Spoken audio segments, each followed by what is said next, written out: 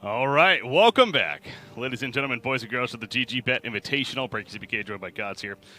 Odium, NIP, we're going Game 3 here. This is our opening matches, as you can hear in the background. We already have a draft underway, so let's go ahead and get into it. That is a Broodmother. Yeah, there we go. It's happening. Game 3. Banned out Game 1, banned out Game 2. Yeah. They said Game 3, let's let it through. We don't want to deal with this Wyvern again. We think Nip have us figured out. We got to change it up. So we're going to give him a Brood, force him in a different direction, and pick a Tiny. I guess they picked that before the Brood even came out, but they obviously had an idea that Brood was going to be the second pick because of the nature of NIP's picks. Wind Ranger at your service. So now, again, every team has an idea of maybe how to play around a Broodmother, but there's still a reason, as we were discussing earlier for the very first game with the starting draft, why we're seeing teams ban it off the bat as well. Because, again, she's just one of these heroes that no matter what kind of strategy you think you have, when you have a comfortable player on the other side, specifically I know 3-3 has a lot of history playing this hero, they just know how to maneuver around the map and avoid said counters anyways and still have that very impactful early game. And she's going to have a Bloodlust buff on top of that, by the way, from Ogre Magi. That sounds pretty nice, too. Yep. And they've taken out the two of the best laning counters in the Monkey King and Kunkka. I believe the plan is at this point to just send Tiny mid, probably, given that those two counter picks are off the table. There may be other option you could do that's not as good of a counter pick that still works, is something like a Storm. We've seen Naive play that incredibly well in Game 1. He's just a great Storm player, period. He was level 15 on his Dota Plus or something, so he's a big Storm spammer. That's a possibility. Wind Rangers picked up. This is probably Lil's 4 position this game, I want to say. I think we're going to see him move away from that 4 position Tiny. I think Wind Ranger against Broods, not a hard counter by any means, but at least you have some options to shoot arrows at him when he's flying over trees, to shackle him to trees. Typically looked at as at least like a hero that doesn't get destroyed by Brood because of the wind run as well. I think it's important that you're, as many heroes as possible have either escapes or ways that can at least kind of answer Brood's problems. Now you have abilities like Wind Run, you have Lich's Armor, things that are good against these physical attacks. Leshrac, he's more about that magic, right? He's more about, I don't care if you have these evasion or whatever. So I'm wondering if that's probably the logic behind the Leshrac pick here. Yeah, get that balanced damage. Magnus comes out. CS seems to have been loving this hero lately. The Magnus Wind Ranger lane. This was a Empire classic in We Play. They just dual lane them, they get Empower, they empower both heroes. Wind Ranger, yeah, you don't get cleave, but you get this plus, however much damage? I don't know. It's a lot of damage. It's 50%, I think. Or it's something pretty ridiculous. Yeah, it's like plus 6 to 8 maybe at level 1, which in the laning stage is a right-clicker Wind Ranger who has Wind Run is very impactful. So we'll probably see that dual lane, and then we'll see Tiny mid with, I don't know, maybe Lich support, maybe not. And then they want to get some kind of safe laner that's pretty self-sustainable. They could consider a Troll. He's maybe a bit greedy, but at the same time, he's a hero that partners very well with Magnus. Whirling Axe is also very nice against Broodmother. Yeah. Something else there. So, but again, I like the idea with NIP, assuming that's going to be a core Leshrac. I mean, it doesn't have to be, but that's what's standing out to me, at least right now. Yeah, hard to say for sure, but yeah, core Leshrac is something Optic used to do when PPD was captaining. PPD would draft it for CCNC. But even all 3 drafts, I've been using the reserve time. Pick especially. I like this. Against the Magnus Wind Ranger lane, I think this is probably the core they want to send down there. The way we saw, Empire initially had a ton of success, and then teams started just sending their kind of offlaners, like their Centaurs, against the Magnus Wind Ranger lane, and then it was suddenly like, oh, you know, it doesn't matter that they have this strong lane, we're just sending a hero there that doesn't get crushed by it. And I think Necros fits that kind of category of heroes that can just be sent to a tough lane and do fine. 5 seconds remaining. Which means... Is Pugna available still? I always look for that again with the Necro pick, and is still available. I don't think it fits their draft. They would have to do like a Pugna mid or something. I don't think you want Pugna versus Brood. Radiant team ban. Most likely they want something to empower, even though you can empower Tiny. Yeah. See the Necro. Maybe it's an Ember Spirit. Ember fits nicely. The issue is the laning stage. You don't really want to do Ember mid versus Brood necessarily, but Ember could theoretically safe lane.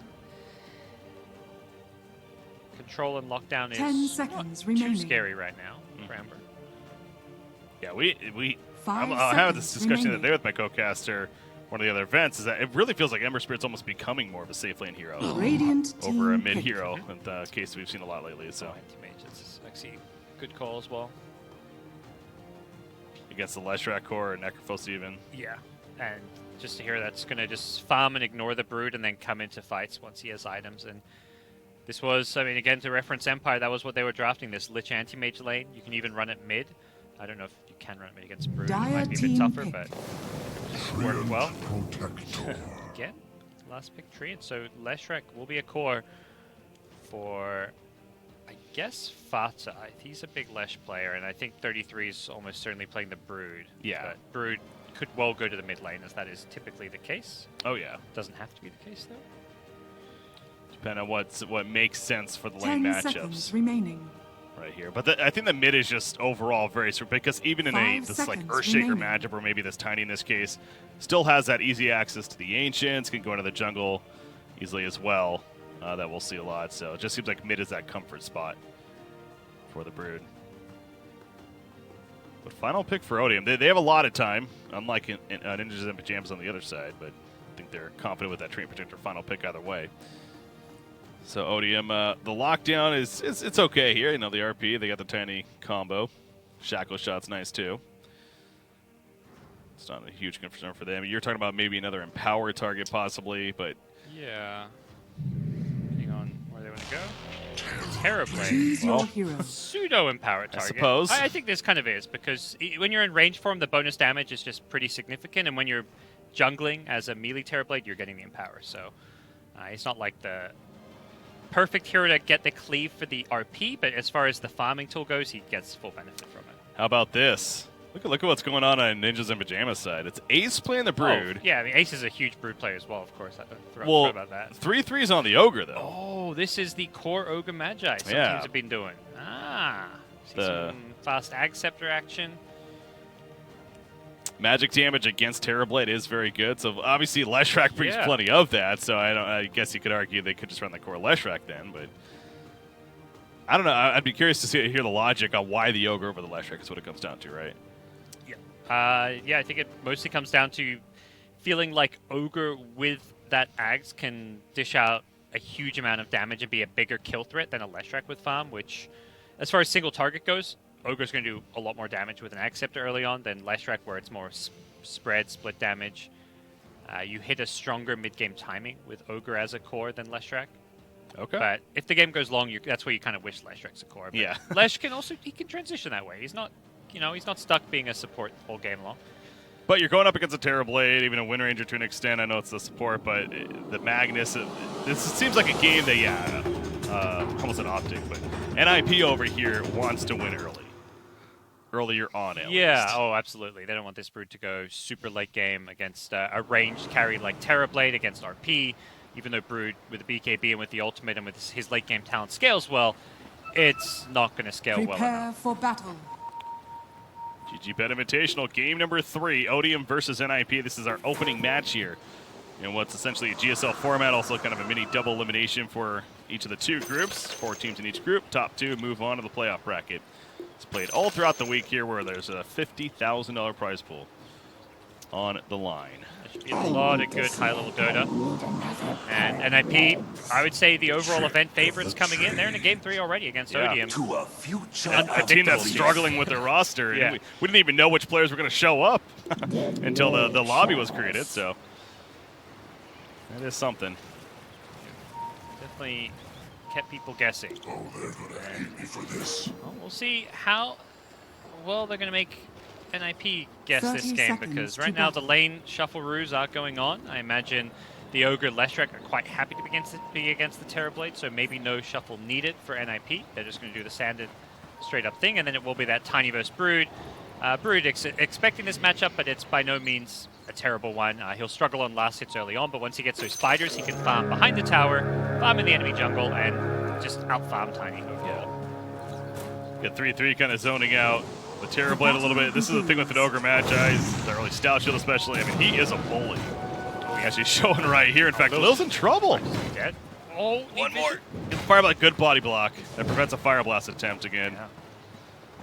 Very close to a kill there. I think if 33 chased uphill earlier to give vision for a right click, Lestrek's actually very high move speed hero.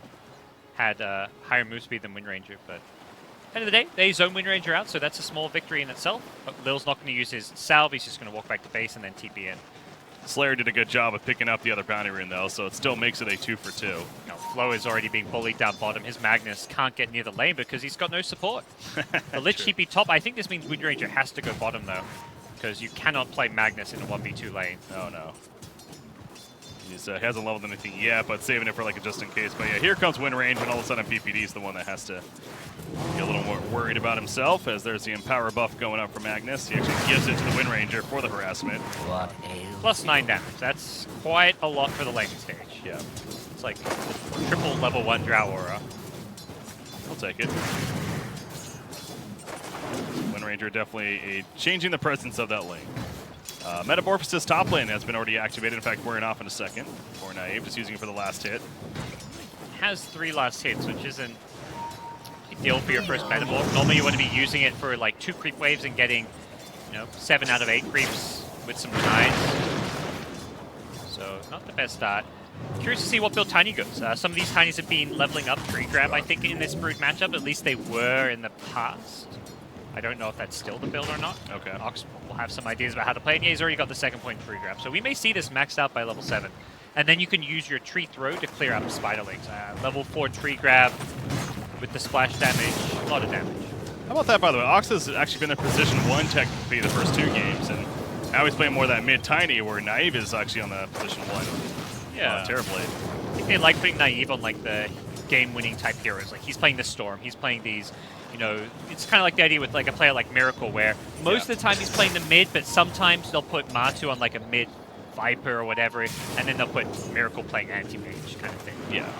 Makes sense. They want him on the big playmaker, the big carry.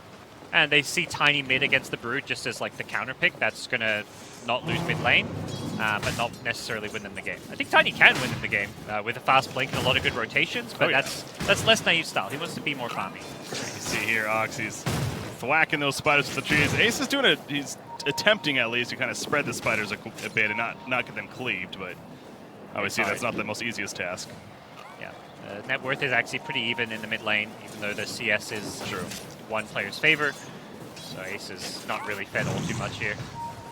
Something about seeing Ogre on top of that CS chart is almost humorous. Yeah. But he is up there. Maybe going for a kill. Next Fire Blast could be a problem. They get vision. He's trying to cast it. Good job avoiding, though. Naive is an incredibly talented player.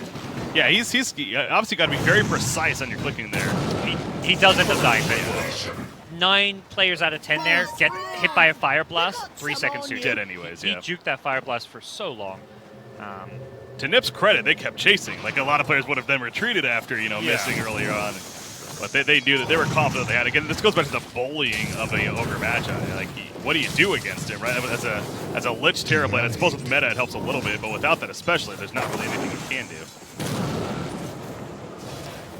It does look like with meta up, the lane will swing a bit back in their favor, but maybe not permanently. Bottom lane, Lil pulling some creep waves, knowing that the Magnus versus Necro is very Necro favored, so he just wants to pull creep waves from behind. Lil's going to get slowed down, but has a salve, so should be just fine here. And back to the middle matchup, 34-4 as top lane. Knife does go down. That was with Metamorph up too, so he loses a lot of that Metamorph duration. Yeah. And bad sign. A tough task for him at the top. Again, he's only 9 and no creep farm. Can't say I'm too surprised how that lane's going, but obviously back to Ox in the middle lane. Again, a lot of those Spiderlings too, but hey, it's still net worth for him, and the net worth's starting to grow a little bit in his favor, but this is where we start seeing Ace now. He's level 5. He's going to start jungling. This is what I was talking about, he gets the freedom of the map, and we'll just start taking off and farm anyways. Yeah, this top lane gets very difficult now for Odium. Ogre's got his items coming out on the left track, which is going to be a Ring of Aquila and some mana regen, so there's going to be even more spam, and bottom lane for Odium's also not going well, as you're kind of talking about with Necro with his early levels. It's just such a big threat in lane. see him just running out from there. Curious on PPD's decision. Okay, he actually does put the point in Nature's Guys now. He was sitting on that for a little bit at level 3. Didn't have anything in Nature's Guys yet, but does eventually pick it up. And similar to last game, we'll see how he levels. He eventually maxed out the Nature's Guys first. Okay, but could be different. Poor Terrorblade in the jungle. No farm to be had in lane, and he's out of there. And he may find some trouble soon. Leshrek's coming in. Shouldn't die to this Lesh rotation, but it's still annoying. Just a reminder that, hey, there's these supports who might come gank you. Leshrek's just gonna get some wards down. Leshrek's actually hunting the TB still, but it doesn't look like that'll be a kill. Yeah, obviously I don't think, as you said, he's not planning on killing him. It's just simply get out of the jungle. Go somewhere else. I mean, he's literally tipping him as he gets right clicked because he knows, I'm not dying here. You're being obnoxious. Here, have some choice. So they have Dust, PPD. They do not. Just gonna look at that kill. They're trying to kill the trees, but it's not gonna work. So he'll be fine. That's a level 3 Terrorblade in the jungle, so I think you're fine if you're NIP to not even have to chase him around because he's going to farm so much slower here. In some of these other lanes. Mid still pretty even in terms of net worth. Brood is actually ahead. Last hits, of course. Tiny doing a bit better. Has gone for the full points in tree grab.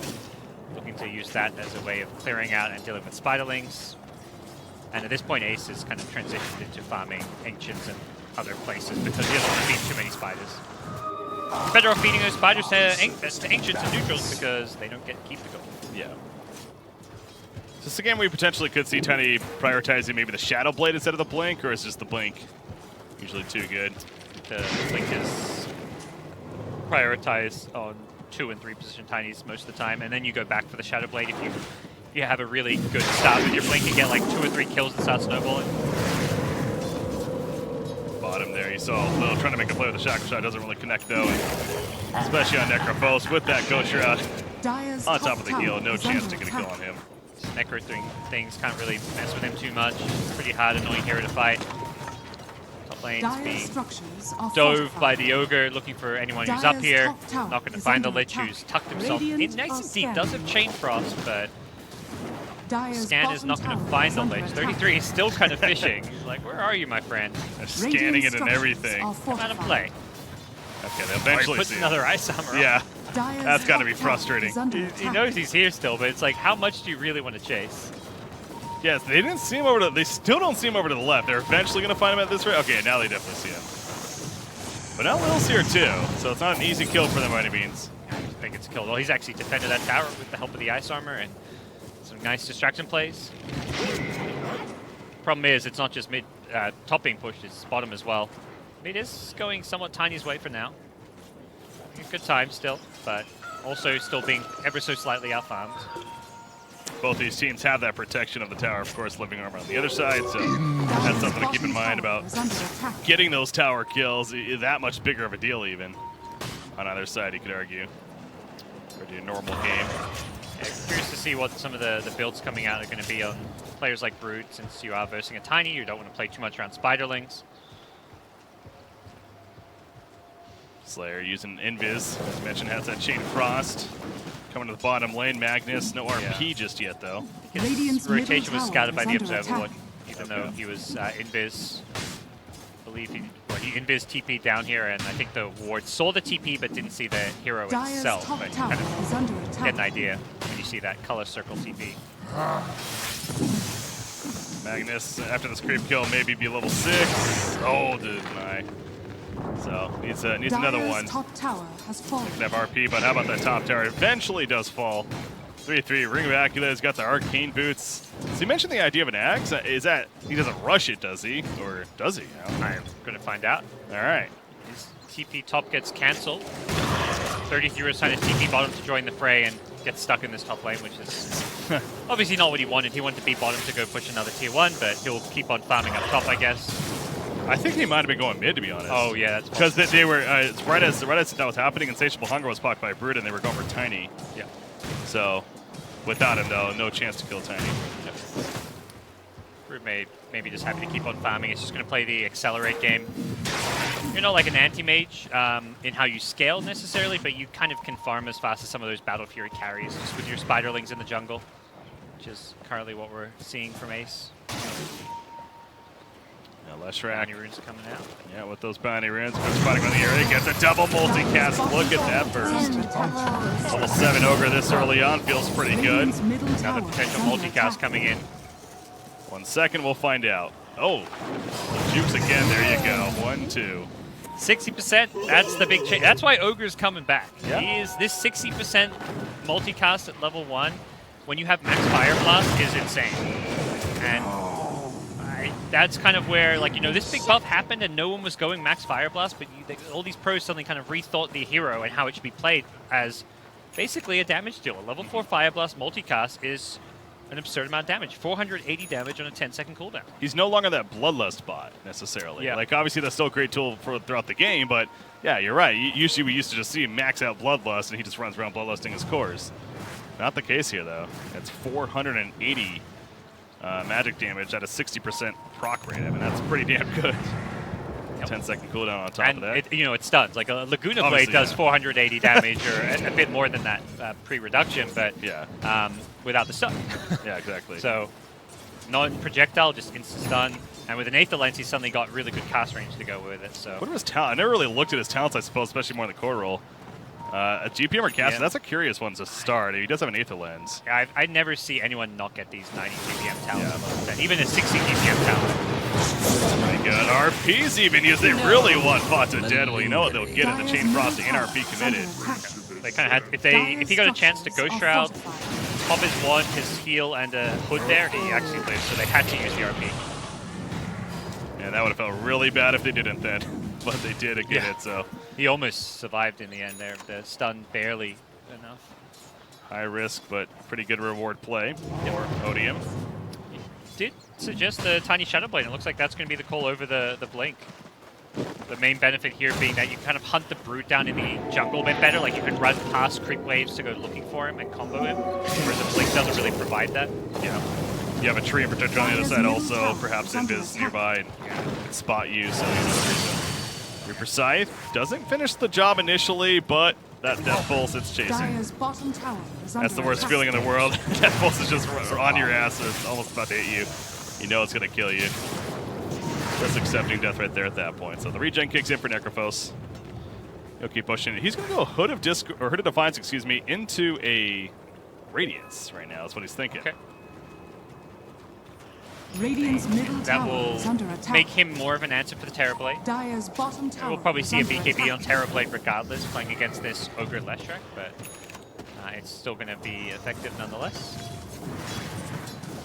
As it stands, I think NIP pretty happy with where things are. They're farming on all their 3 cores. The Brood, despite not having the typical Brood crush mid, push 2 towers, win game kind of lane, he's farming well. He's having Dire's a great middle time. tower He's getting his is under items, going for the attack. standard defusal build. I think this is just the kill item.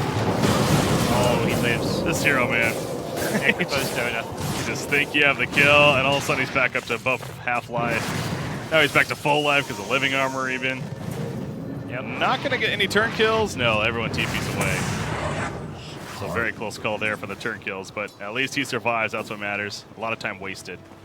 Chain Frost to use as well. Not the biggest cooldown, but it's something. Yep. RP for Magnus is still ready. He is ways off that Blink dagger, though. He's got Arcane Boots 1 and a Dire's bottle. bottom tower is under That's it. attack.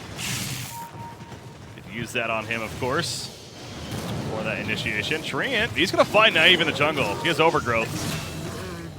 Not going to go for it, though. They do find a kill on Ox nearby. That's why. So they were busy killing him just south of where we're looking.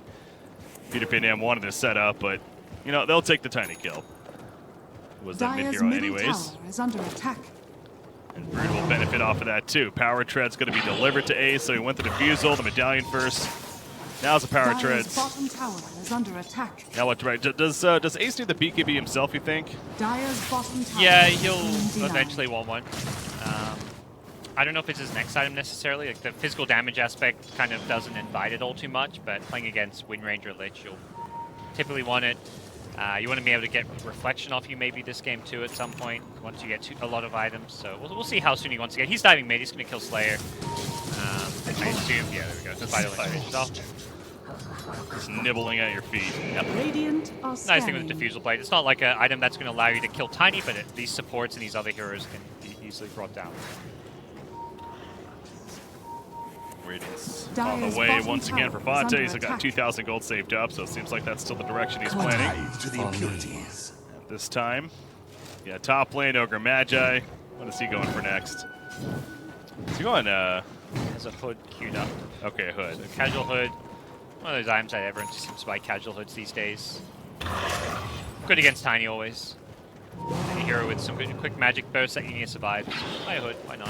I think that might have been interesting on him, especially in that offlane role. Hood, come with a Dominator. I don't see that a lot nowadays. Yeah, it's a few heroes. Normally it's like the summon heroes that Radiant's split push lanes. Yeah. He's not really a split pusher the same way like an Enigma can be.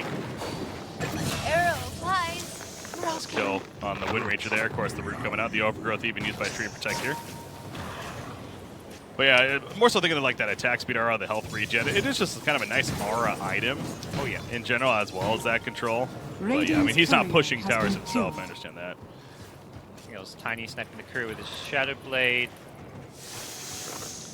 Dire's Too top crazy. tower is under attack. 33. Okay, so Hood, Aether Lens. He's just going to be playing this Dire's tanky frontliner. structures are fortified. May even see him not go for like the Ags and just go for Radiant something more structures are survivable. Look at fortified. Ace just diving in. He does not have a BKB yet, though, and he is dead. They had no... Well, I mean, they had vision up here. Yeah, he just ran into a death trap. Overestimate his positioning and survivability. They saw Dire saw him coming as well.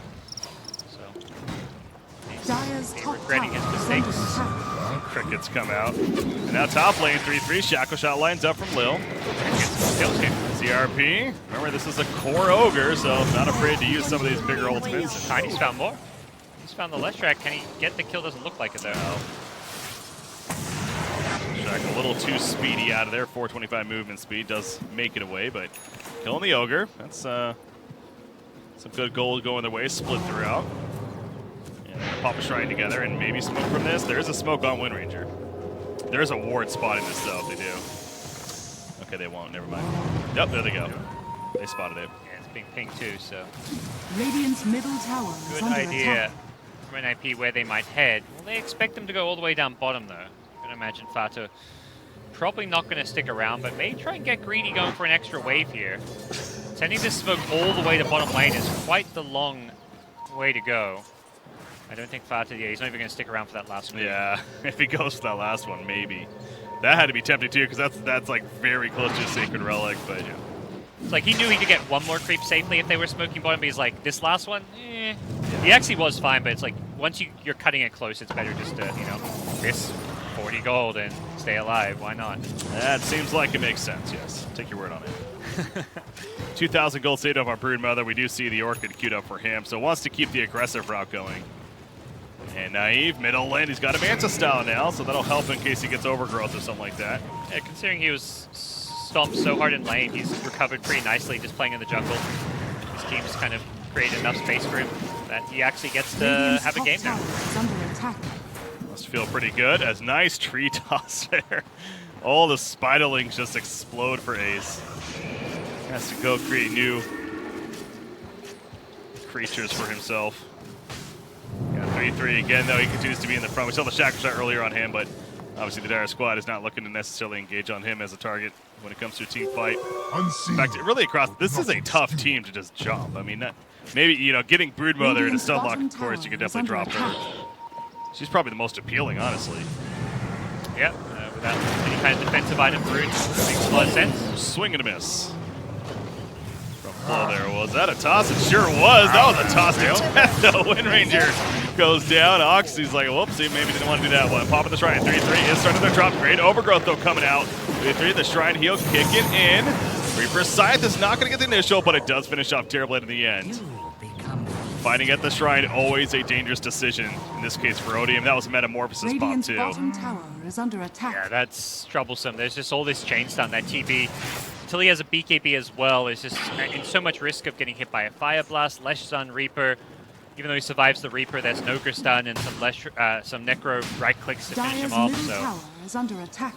very tough game for TB. And even when he has a BKB, there's a long range Ogre Stun initiation. With the Aether Lens, he has a pretty long cast range to start a fight off.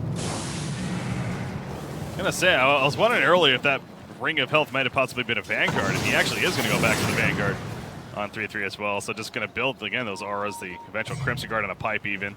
Yep. If he wants to.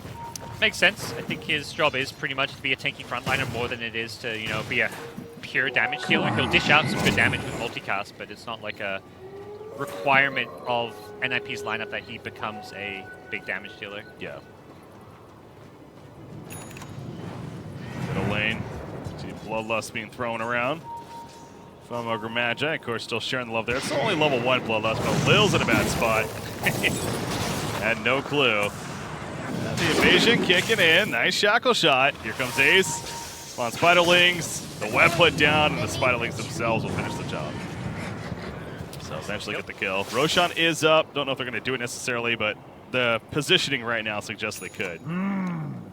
Yeah, they've got Necro bottom, who can just push out this lane and then rotate on over, and it does look like Ace, Medallion, should be able to kill Roshan pretty straightforward. Unless Odium catch wind of this, which is definitely possible. They've got some big ulti combos, but Mag still with no blink, surprisingly. Regeneration. Very late blink dagger going to be coming up from here. Yeah, he had a rough laning phase. That was a difficult one down there, and Flo just has not been able to find the best. And 0-1 and 2. Only 2 assists at 21 minutes into a game. No kills. Doesn't feel as bad man right there. And you mentioned Fato was pushing out that bottom lane. I think that's the biggest reason they're going to get this Roshan because, yeah, I don't think Odium really has a clue that this is happening. Until now, of course, where the game lets them know that it actually is. Yeah, they made no response to that. Roshan, or even to the fact if they thought they were roshing, you know, go push other lanes, which, or gank the Necro. The Necro showing bottom alone at that point. I mean, I guess they don't know for sure. It's kind of this gamble. And is it bait? Yeah, is he baiting or are they roshing? You don't really know. You can take a guess, or you can just, you know, not make a play on either, and then you stay safe and just keep farming it. They're choosing to keep farming, and I don't blame them because I think their lineup with empowered late game tiny TB and RP, their high ground defense is ridiculously good.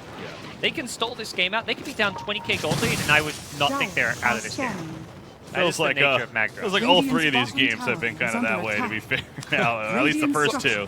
That's some holds. Yeah, the likeliness of this game headed that way is, I think, quite high. There's Aegis, there's Cheese. Dire team is going to have to start giving up a lot of map control and a lot of farm. Bottom lane, big fight brewing. Fata.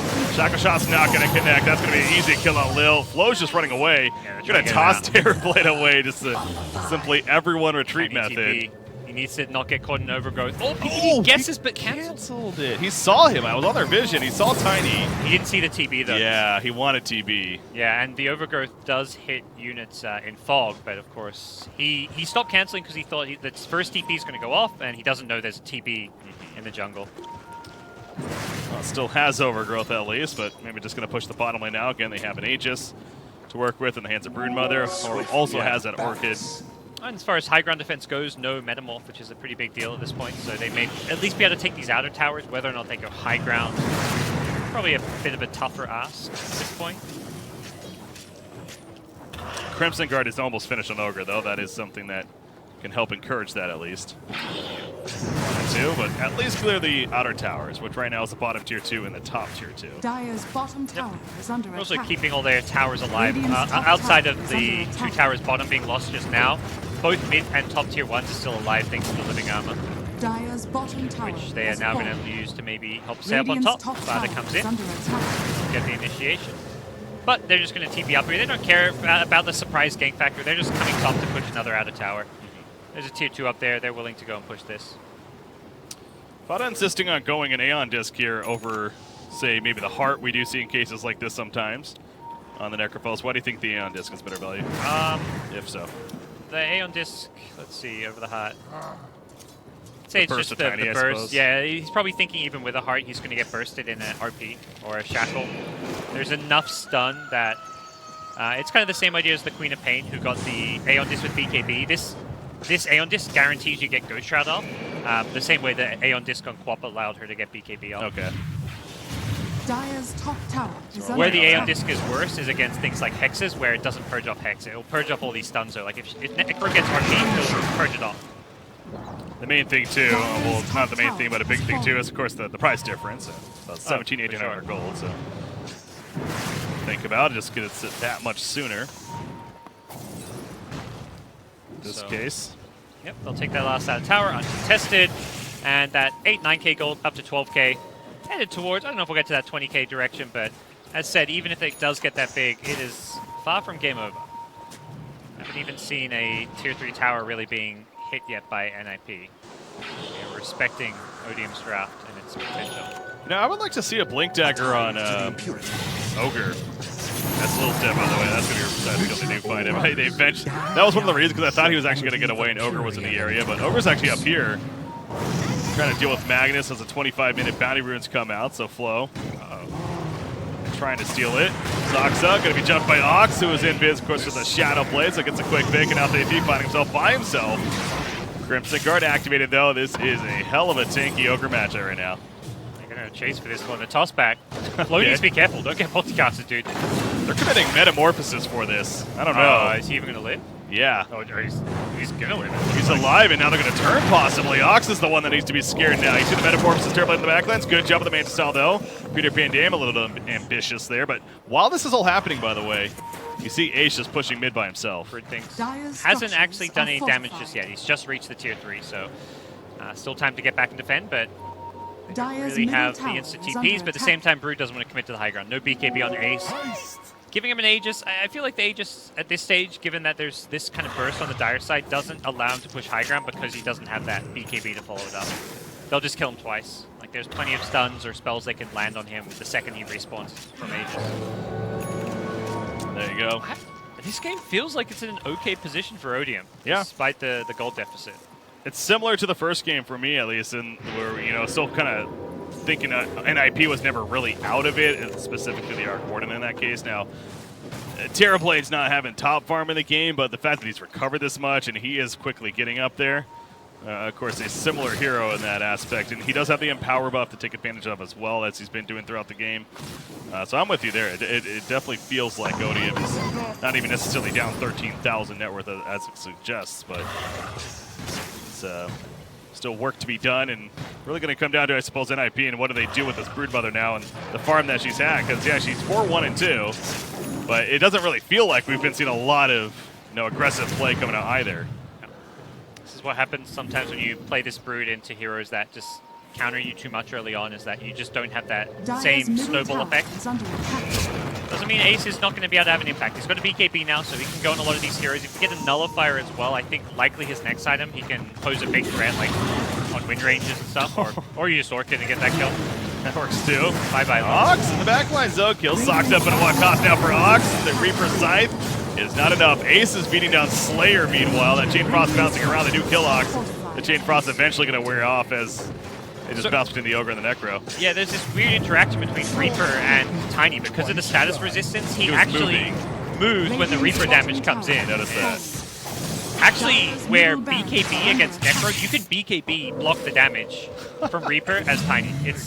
Oh, this is big. Bottom lane. By the way, Knife. He's got a Sunder, though. Fana dies as a result. Wow. That Sunder swap was something. They got to get back and defend now. That they do. Ace is still taking out the racks. He needs to be careful. TP's coming in to fight this one. Yeah, it's only two here. It's 3-3 and Ace. Ace is playing this very common. Insatiable Hunger. He's relying on the heal. He doesn't have a Sunder. And Naive has to run now. He's not going to get too far, though. He is massively slowed. Boy, Ace living life on the edge, but that Insatiable Hunger, of course, kicks in. And he just heals back up to full, gets a couple of kills, and it does feel unstoppable, as the announcer suggests right there. Brood well and truly online. This is where you don't mind your Brood not snowballing these days, because the scaling of this hero is still very good. 50 attack speed at level 20. That talent there really being highlighted. The attack speed he has when he goes in to fight the TB, giving him all this extra life from the lifesteal of the Insatiable Hunger. And that just gets even scarier when he gets level 25 as well. They may get 2 lanes. I was going to say, is this actually 2? Because Terrorblade, even if he buys back, he will not have a meta, so there's no way he's really buying back. It almost would just be a death trap at that point. Ox is dead, though. Ox is dead for 70. As much as his buyback doesn't feel good, he may have had to there because he could just spam Reflection. True. I think buying back to spam Reflection was probably the play. Instead, they're going to lose 2 more heroes and the lane of racks. Largely because TV just didn't fight back. And they could go for 3 because now those 2 deaths, like their Odium's just kind of falling apart here. They needed to either not buy back but stay alive and just play very safe, or buy back and go all in right there. And they kind of did the in-between. And that same thing applies. There's still no Metamorph. So there's no Metamorph before or now. So you may as well have been alive to maybe spam some Reflection. Dire's bottom tower. And They don't even have an RP for 10 seconds. Yep. So the Magnus buyback is still feels kind of just meh. Potential mega creeps coming in here. Can they defend this last lane? And it looks like the answer might be yes here with the RP coming back up and just enough Dire Heroes alive. It seems like NIP are like, you know, this is okay. We just got half their base. I think they're fine with that. And sure enough, 25 is coming for Broodmother now as well. Oh, TB not getting the reflection talent. I've not normally seen that. Going for plus 10 all stats. Is this I just need to recover game constantly? I mean, that's a level 20 talent, though. I'm not sure. I don't think this is the right call in any game except when there's really 0 targets to reflect. This game, I'd say reflection on Necro is handy. It's great. You're getting radiance onto the enemy team. That adds up. The reflection on other heroes is kind of not great, but even the Brood, you know, it's something. It's a slow. You're kiting these melee heroes with the reflection, so I don't particularly feel very fond of this talent selection. But plus 10 stats, you know, it's plus 10 stats. You know what you're getting.